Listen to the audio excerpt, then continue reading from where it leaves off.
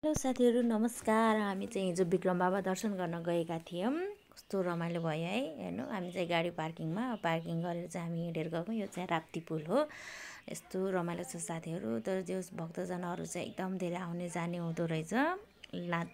ठाउँ नपाएर हामी धुप दिन नि बल्ल बल्ल लाइनमा यताउताको चाडमा भएर यसरी धुप दिँदैछौँ। अनि कस्तो रमाइलो क्या। कति धेरै मान्यता है त्यो विक्रम बाबाको। हामीलाई चाहिँ थाहा थिएन मन्दिरै रहेछ। अनि म चाहिँ पहिलोचोटि गएको हो। अनि त्यता धुपधार गरेर आएर हामी चाहिँ यहाँनिर घरबाटै अलिअलि खानेकुराहरू लिएर गएका थियौँ। त्यहाँनिर बसेर खाएर रमाइलो गरेर त्यो एकदम राम्रो वातावरण छ साथीहरू। दर्शन पनि हुन्छ। त्यहाँ साथी फ्यामिलीसँग जानुभयो भने एकदम राम्रो इन्भाइरोमेन्ट छ। जानु होला। मलाई चाहिँ साह्रै रमाइलो लाग्यो है हिजोको दिन चाहिँ। हजुरहरू पनि गएर रमाइलो गर्न सक्नुहुन्छ साथीहरू। अनि मैले चाहिँ घोडा पनि देखेँ। ड्राइभर दाइले चाहिँ बाई बाई गर्नुभएको छ।